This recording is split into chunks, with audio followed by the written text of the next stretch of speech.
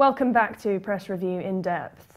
Let's take a look now at the Arab states and democracy, where there seems to be a difficulty in disagreeing peacefully, let alone democratically. Egypt had another round of violence today with the assassination of the Interior Minister aide, General Mohammed Saeed.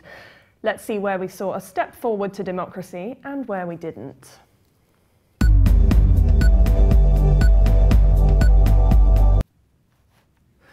A piece by David Ignatius features in the Daily Star, saying the Arab world has been struggling to create a political culture of tolerance that could anchor the revolution for citizen rights following the Arab Spring. The piece, titled Mid-Eastern Instability Comes from Running Before Walking, starts by looking at Tunisia, where the upheaval began. Ignatius quotes Duncan Pickard, fellow of think tank the Atlantic Council, saying Tunisia has written a new constitution that could be a breakthrough for Arab democracy. It commits the state to parity between men and women in elected assemblies. Noah Feldman of Harvard Law School described the scene in Tunis on January the 9th. When Article 45 was passed after the vote, the assembly and audience stood up spontaneously and sang the national anthem. There wasn't a dry eye in the House, including mine, he said. Ignatius observes what's remarkable about the Tunisian constitution is not just that it promises full rights for women and minorities, but that Islamist forces led by the Ennahda party endorsed this outcome gracefully. That's the real breakthrough, because it suggests a political culture of compromise in which democracy can actually take root and thrive. Analysts have contrasted the conciliatory approach in Tunisia with the military coup in Egypt last July that crushed the Muslim Brotherhood government of former President Mohamed Morsi. Ignatius says analysts note the paradox that the Egyptian military crackdown has encouraged compromise by Islamists in the region, who don't want to suffer the same fate as Morsi. It was partly the crisis in Egypt that prompted Ennahda to make important concessions and seek consensuses on the new Tunisian constitution. Ignatius then writes about Yemen, saying it has fostered a national dialogue to bridge internal divisions. Yemen is riven by sectarian, ethnic and regional conflict, which makes a direct transition to democracy very difficult. Surely, Ignatius adds, a similar model of compromise and reconciliation would also be useful for Syria as it struggles to end a brutal civil war. Elections won't produce stability unless there's a prior national consensus, perhaps achieved through the UN-sponsored dialogue on what sort of state most Syrians want.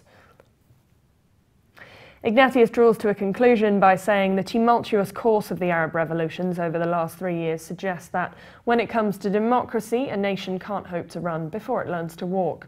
Tunisia seems to have gotten the sequence right and shown that political stability and compromise are inseparable.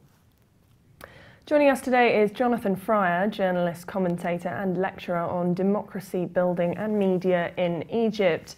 Thanks very much for joining us today, Jonathan. Pleasure.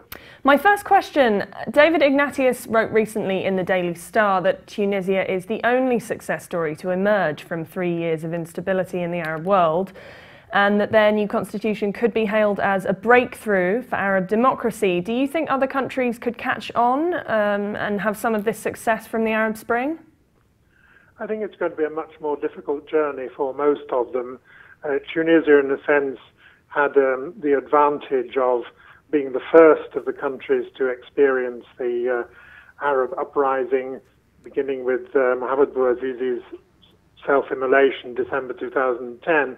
So they've had a period in which to try and develop things, and I think they're going about it the right way, which is essentially making sure that they've got a good constitution, a fairly open constitution, which, for example, recognizes equal rights for men and women, other issues which mean that, you know, they've got a sound basis on which to now to move forward, a reasonable balance between the powers of the Prime Minister and the President.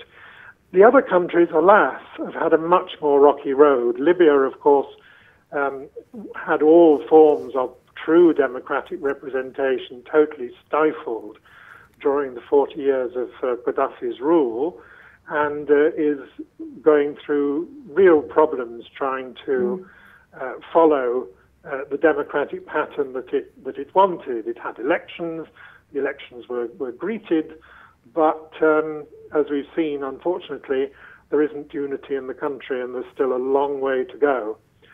Which brings us to Egypt, which is the big question. I think that was a classic case where maybe the election came too soon, in the sense that the country wasn't ready. There wasn't a proper civil society, a proper democratic foundation. And so what happened was, as we know, a government or president and parliament was ruled in, which had the support of half of the population and the active dislike of the other, and now seems to be heading towards a possible military president, which is not exactly the most desirable outcome.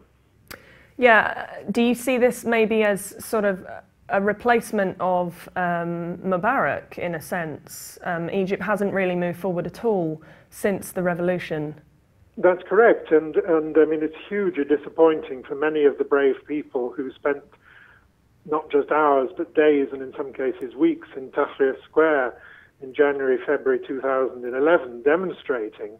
People of different faiths, secular groups, young, old, women, men, and frankly many of them feel on the one hand that in a sense the revolution has been stolen, and indeed we could be moving, if Mr. Sisi, or General Sisi, does become president, as is quite possible, to a sort of Mubarak Mark II.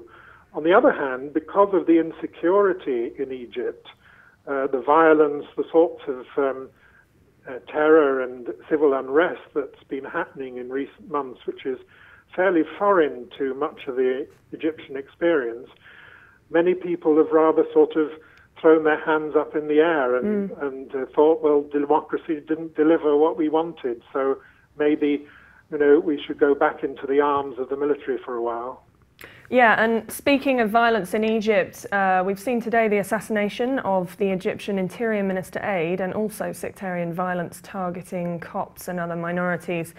In your opinion, how could a consensus be achieved in Egypt within the current political structure of the interim government, or even after presidential elections? It's very difficult, and it'll only be done through a process of dialogue, which means that, frankly, the government must stop sending to prison some of the people who are some of the liberal voices and the civil rights voices who should be part of this process. But the issue with the Copts is a real difficult one, because previously there had been at least a reasonable modus vivendi between the Copt minority and the Muslim majority, but the way that the whole politics has developed and the whole society has developed is making that extremely difficult.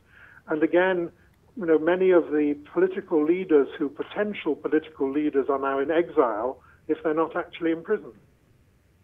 And finally, Egypt, being the most populous Arab country, is seen by some commentators as the most important Arab country. Do you think events in Egypt could signal a failure of the Arab Spring for other Arab countries?